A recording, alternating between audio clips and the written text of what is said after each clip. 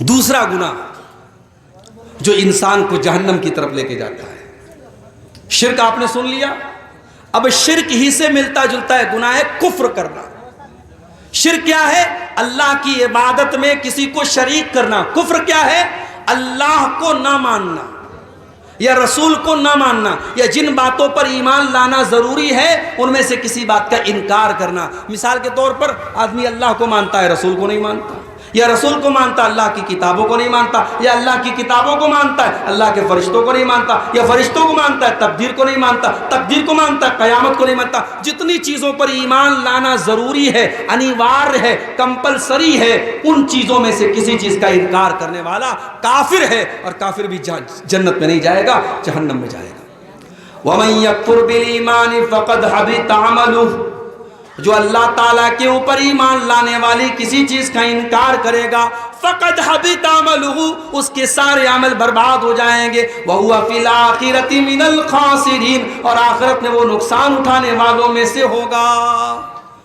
قرآن میں بار بار اللہ کہتا ہے ہم نے کافروں کے لیے جہنم تیار کر رکھی، ہم نے کافروں کے لیے جہنم تیار کر کے رکھی۔ جو کافر ہوگا، جو کفر کرے گا، اس کے لیے جنت حرام ہے اور جہنم میں وہ داخل ہوگا۔ اور آگے بڑھیے، جہنم میں لے کر کے جانے والی ایک اور چیز ہے اللہ کا مذاق اڑانا، اللہ کے رسول کا مذاق اڑانا، فرشتوں کا مذاق اڑانا، قرآن کا مذاق اڑانا، شریعت کا مذاق اڑانا۔ اگر آپ نے شریعت کی کسی چیز کا مذاق اڑایا تو یہ چیز بھی آپ کو اللہ کی جنت سے دور کر دے گی۔ اللہ نے قرآن میں فرمایا قُلْ أَبِاللَّهِ وَآيَاتِهِ وَرَسُولِهِ كُنْتُمْ تَسْتَهْزِئُونَ، اے نبی آپ کہہ دیجئے منافقوں سے، کافروں سے، کیا تم اللہ کا مذاق اڑاتے ہو؟ کیا تم اللہ کی آیتوں کا مذاق اڑاتے ہو؟ کیا تم اللہ کے رسول کا مذاق اڑاتے ہو؟ لا تعتذروا قد کفرتم بعد ایمانکم، اے کافرو تم جتنا بھی بہانہ کر لو، اے منافقو تم جتنا بھی بہانہ کر لو، جب تم نے اللہ کا مذاق اڑا لیا، جب تم نے رسول کا مذاق اڑا لیا، جب تم نے اللہ کے فرشتوں کا مذاق اڑا لیا تو تم کافر ہو گئے، تم برباد ہو گئے۔ اس لیے اللہ اور اس کے رسول کا مذاق اڑانے والا کافر ہو جاتا ہے میرے بھائی۔ تو جب مذاق اڑانے والا کافر ہو جاتا ہے تو جو نبی کو گالی دیتا ہے، جو نبی کو برا بھلا کہتا ہے، جو نبی پر تانے مارتا ہے، اب ذرا سوچو اس کا انجام کیا ہوگا۔ اللہ کے نبی کے دور میں ایک آدمی اسلام قبول کرتا ہے، مسلمان ہوتا ہے، پڑھا لکھا تھا۔ اللہ کے نبی نے اسے ڈیوٹی سونپی کہ قرآن جب اترے تو اس قرآن کو لکھنے والے صحابہ میں آپ نے اس انسان کو بھی شامل کر دیا کہ جب قرآن اترے تو تم لکھ لیا کرو۔ بخاری کے الفاظ ہیں کچھ دنوں تک وہ اللہ کے نبی کے ساتھ رہا اور اللہ کے نبی کے ساتھ کچھ قرآن کی آیتوں کو اس نے لکھا بھی، اور اس کے بعد وہ مرتد ہو گیا، وہ کافر ہو گیا، وہ اسلام کو چھوڑ کے چلا گیا، دوبارہ عیسائی بن گیا۔ جب وہ عیسائی بن گیا اس نے جا کر کے لوگوں میں یہ پروپیگنڈا شروع کر دیا، یہ پھیلانا شروع کر دیا، ارے محمد کو تو کچھ نہیں آتا، جو میں نے لکھ کر کے دیا ہے بس اتنا ہی آتا ہے، اس سے زیادہ تو محمد کو کچھ بھی نہیں آتا ہے۔ اللہ کے نبی پر جھوٹی تہمت لگا رہا ہے، جھوٹا بہتان لگا رہا ہے، الزام لگا رہا ہے۔ اللہ کے نبی خاموش رہے، کوئی جواب نہیں دیا۔ اللہ کے اوپر آپ نے چھوڑ دیا کہ اللہ تیرے نبی کا مذاق اڑا رہا ہے، اب تو فیصلہ کر دے۔ کچھ دنوں کے بعد اس کی موت ہو گئی، وہ آدمی مر گیا۔ مرنے کے بعد اس کی قوم کے لوگوں نے اس کو قبرستان میں لے جا کر کے دفن کیا، رات کو دفن کیا۔ اگلے دن کیا دیکھتے ہیں، اس کی لاش قبر کے باہر پڑی ہوئی ہے۔ اس کے ساتھیوں نے کہا لگتا ہے محمد صلی اللہ علیہ وسلم اور ان کے ساتھیوں نے بدلہ لیا ہے، اسے دشمنی لی ہے اور اس کو قبر سے باہر نکالا ہے۔ انہوں نے اور گہری قبر کھودی اور گہرا گڈھا کھودا اور اس میں اس کو دفن کر دیا۔ اگلے دن پھر جا کے دیکھا تو لاش باہر رکھی ہوئی ہے۔ 3 دن تک لگاتار گڈھا کھودتے رہے، اس انسان کی لاش کو زمین میں دفن کرتے رہے، لیکن زمین نے اس کی لاش کو قبول نہ کیا۔ جب تیسرے دن بھی ایسا ہوتا چلا گیا، وہ سمجھ گئے کہ یہ انسان کا کام نہیں ہے، یہ اللہ کا کام ہے، یہ اللہ کی طرف سے غضب نازل ہو رہا ہے۔ انہوں نے لے جا کر کے اس کی لاش کو کوڑے میں پھینک دیا۔ میرے بھائیوں، آج بھی اگر کوئی نبی کا مذاق اڑاتا ہے، کوئی اللہ کا مذاق اڑاتا ہے، اس کا انجام بہت برا ہونے والا ہے. یہ بات یاد رکھو. 1400 سال سے لے کر کے آج تک کی تاریخ گواہ ہے. نبی اکرم کا مذاق اڑانے والا اور اسلام کا مذاق اڑانے والا آخرت میں تو جو ہوگا ہوگا, دنیا میں بھی وہ برباد ہونے والا ہے میرے پیارے ساتھی. اور آگے بڑھیے. ایک اور چیز ہمیں جہنم میں لے کر کے جانے والی ہے. یا ایھا الذین آمنوا لا تاکلوا الربا اضعافا مضاعفا. اے ایمان والو, تم سود نہ کھانا, تم بیاج نہ کھانا.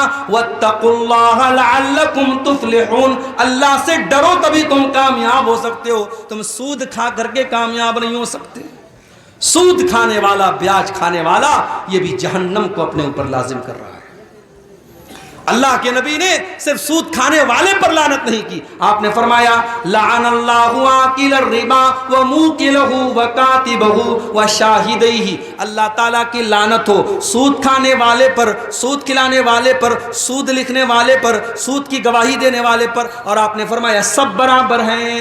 اسی لیے علماء کہتے ہیں کہ بینک میں کوئی جاب کرنا صحیح نہیں ہے, کیونکہ بینک کا پورا کام سود پر ہوتا ہے. بینک میں آپ کوئی بھی کام کریں گے وہ سود میں سپورٹ ہوگا, وہ بیاج میں سپورٹ ہوگا. آج بینک میں جاب کرنا تو چھوڑ دیجئے, مسلمان دھڑلے سے سود کھا رہا ہے. سود پر مسلمان اپنے مسلمان بھائی کو قرضہ دے رہا ہے اور بیاج کی رقم دھڑلے سے کھا رہا ہے.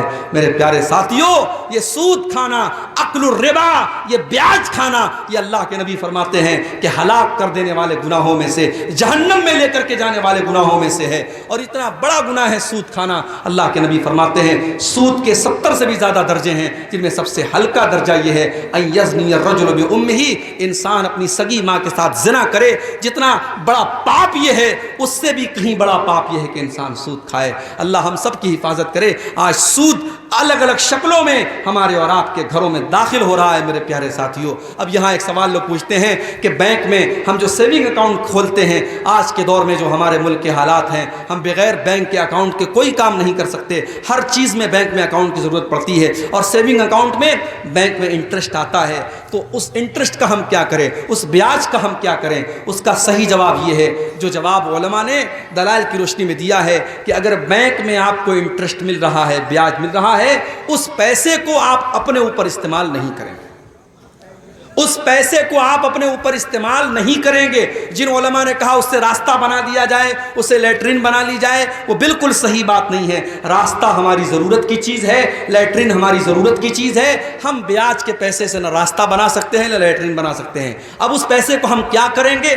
کچھ علماء نے کہا اس کو بینک میں چھوڑ دو, وہ ہمارا پیسہ ہے ہی نہیں. ہم نے اگر اپنے اکاؤنٹ میں 1000 روپیہ جمع کیا اور 1000 پر اگر 50 روپیہ بیاج مل رہا ہے, وہ 50 ہمارا ہے ہی نہیں, تو ہم اس کے چکر میں کیوں پڑے؟ جو ہماری مول دھن ہے, جو اصل رقم ہے 1000 روپیہ, وہ ہم لے لیں اور 50 کو چھوڑ دیں. لیکن دوسرے علماء نے کہا نہیں, اگر ہم وہ پیسہ اپنے اکاؤنٹ میں چھوڑ دیں گے تو بینک ہمارے پیسے کو اور استعمال کرے گا, اس سے وہ اور انٹرسٹ کمائے گا. اس لیے اس پیسے کو بینک والے کو چھوڑنا مناسب نہیں ہے. ہم اس پیسے کو نکالیں گے, اس کا کیلکولیشن کریں گے, اس کا حساب کریں گے, اور اس پیسے کو ہم کسی غریب آدمی کو, کسی ضرورت مند آدمی کو, کسی بیمار کو ہم علاج کے لیے دے دیں گے, کسی ضرورت مند کی ضرورت کے لیے دے دیں گے, اس مقصد کے ساتھ کہ وہ پیسہ استعمال ہو جائے. اور وہ پیسہ ہم اپنے ذاتی استعمال میں نہیں لائیں گے اور نہ اس پر کسی ثواب کی امید رکھیں گے. چونکہ مجبوری ہے, پیسے کو ضائع بھی نہیں کیا جا سکتا, پیسے کو برباد بھی نہیں کیا جا سکتا, تو اس سود کے پیسے کو نکال کر کے ہم کسی غریب وغیرہ کو دے دیں گے. اب چاہے وہ غریب مسلمان ہو, غیر مسلم ہو, ہم کسی کو بھی دے سکتے ہیں. اب اگر کوئی پوچھتا ہے کہ وہ تو حرام پیسہ ہے, ہم کسی مسلمان غریب کو کیوں دے سکتے ہیں؟ جب آپ نے دے دیا تو اب وہ اس کے لیے حرام نہیں ہے, وہ آپ کے لیے حرام تھا. آپ کو بیاج کے طور پہ مل رہا تھا, آپ نے اس کو مدد کے طور پہ دیا ہے, اس کے لیے بیاج نہیں ہے. اس کو ایسے سمجھو جیسے کسی غریب کو آپ نے زکوٰۃ کا پیسہ دیا, اب وہ اس کے لیے زکوٰۃ ہے, مگر اسی زکوٰۃ کے پیسے سے اگر غریب کسی دوسرے مسلمان کو دعوت کھلاتا ہے تو اس دوسرے مسلمان کے لیے وہ کھانا جائز ہے, وہ اس کے لیے زکوٰۃ کی رقم نہیں ہے, زکوٰۃ کی رقم اس غریب کے لیے ہے. وہی مسئلہ یہاں پر اپلائی ہوگا. آپ کسی بھی غریب کو وہ بیاج کا پیسہ دے کر کے اپنی جان چھڑا سکتے ہیں. اور آگے بڑھیے. جہنم میں لے کر کے جانے والی ایک اور چیز ہے میرے پیارے ساتھی, اور وہ کیا ہے؟ یتیم کا مال کھانا.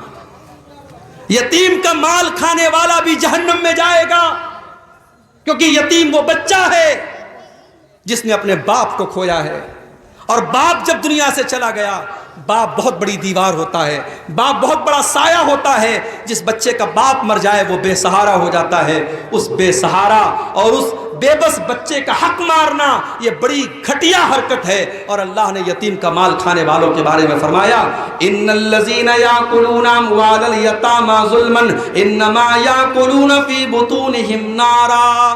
جو لوگ یتیم کا مال ناجائز طریقے سے کھا جاتے ہیں وہ اپنے پیٹ میں جہنم کی آگ بھر رہے ہیں اور ان قریب وہ جہنم میں جائیں گے.